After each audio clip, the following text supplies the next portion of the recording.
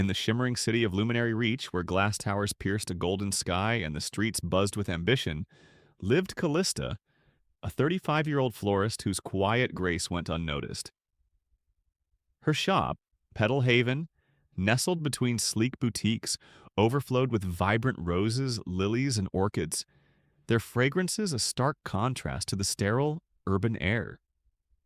Yet Callista felt invisible, her soft voice drowned by the city's clamor, her presence dimmed by a past she couldn't escape.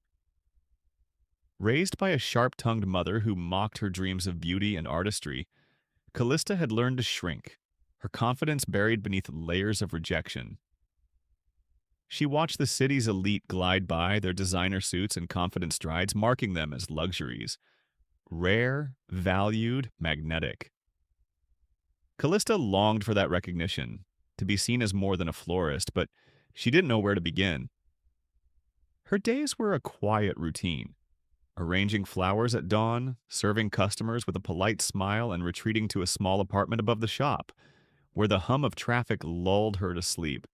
She avoided mirrors, fearing the reflection of a woman she deemed unworthy, and filled her evenings with sketches of blooms she'd never share. One autumn evening, as golden leaves drifted onto the pavement, a peculiar customer visited, a woman in a flowing coat, her eyes piercing yet kind. She purchased a bouquet of white lilies, leaving behind a small leather-bound book with a mandala etched on its cover. "This is for you," she whispered, vanishing into the crowd. Inside, a handwritten note read, "To be a luxury, unveil your depths. Jung." The name stirred a faint memory. Carl Jung, a thinker her mother once dismissed as fanciful. Curiosity piqued, Callista opened the book, its pages yellowed and filled with Jung's teachings on the self, archetypes, and the unconscious. It promised 9 keys to transform her into a figure of rare value, and Callista felt a spark ignite. The journal became her nightly companion. She read of Jung's shadow, the hidden self, and his call to individuation, the process of becoming whole.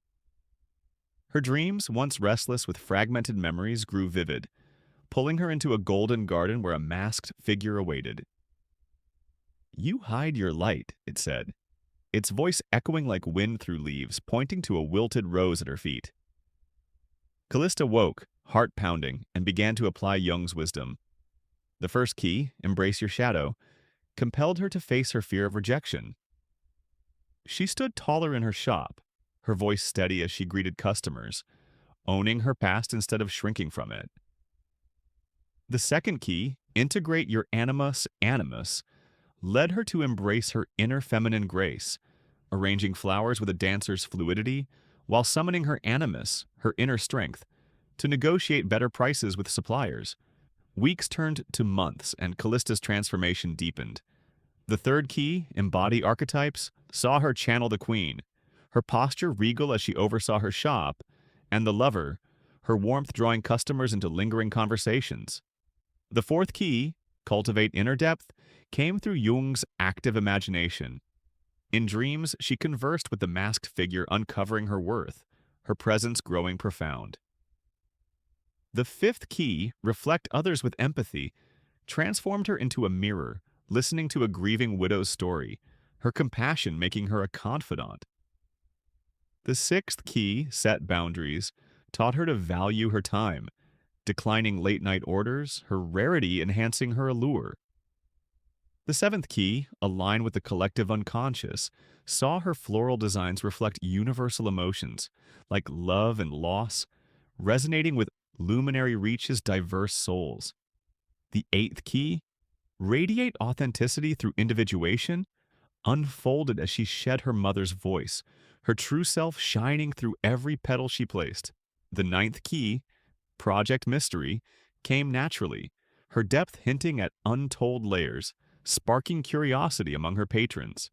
Callista's shop became a sanctuary. Her aura shifted. Customers lingered, complimenting her elegance. Her blooms a reflection of her inner richness. A wealthy client, impressed by her poise, commissioned an extravagant wedding arrangement, marking her as a luxury in the city's eyes. Word spread and Petalhaven's reputation soared, its queues stretching down the block. Callista began hosting evening workshops teaching others Jung's 9 keys, how to unveil their inner luxury through shadow work, archetype play, and self-acceptance. She invited a young artist, Jovan, whose shyness mirrored her past, guiding him to face his shadow, a fear of failure unlocking his potential. Yet, challenges arose. One winter night, a dream brought the masked figure back, its mirror cracked, reflecting her doubt. Can you lead them? Callista woke questioning her worthiness. She sought Mara, a Jungian therapist she'd befriended, who reminded her, healing spirals. Face it again. In meditation, she asked the figure, what do you need? Trust, it replied, its mirror mending as she embraced her fears. Her resolve strengthened, and she expanded her workshops, training Jovan and others to carry the legacy. Luminary reach transformed. Callista painted murals on her shop walls, golden gardens, spiraling roses, shadows merging with light, symbols of her journey. Her workshops grew into a movement with participants sharing their stories, their presence shifting from ordinary to extraordinary. One spring morning, a girl no older than 12 entered Petalhaven, her eyes shadowed by loss. Callista knelt, offering a journal. Write what hurts, she said. It begins here. The girl nodded, and Callista felt Jung's wisdom endure. True luxury is the courage to be whole, a timeless truth blooming in every soul. The 9 keys to make them see you as a luxury, expanded Jungian wisdom. 1. Embrace your shadow. Face your hidden flaws. Callista owned her rejection fears, turning insecurity into authentic vulnerability, a rare trait others value. 2. Integrate your anima, animus. Balance your inner feminine, grace, and masculine strength. Callista's fluid arrangements and bold negotiations created a magnetic duality. 3. Embody archetypes. Channel the queen, authority, lover, warmth, or sage, wisdom. Callista's regal poise and warm smile elevated her presence. 4th, cultivate inner depth. Use Jung's active imagination. Callista's dream dialogues revealed her worth, making her aura profound and luxurious. 5. Reflect others, empathy. Mirror their emotions. Callista's deep listening made her a confidant, a quality that enhances perceived value. 6. Set boundaries. Value your time.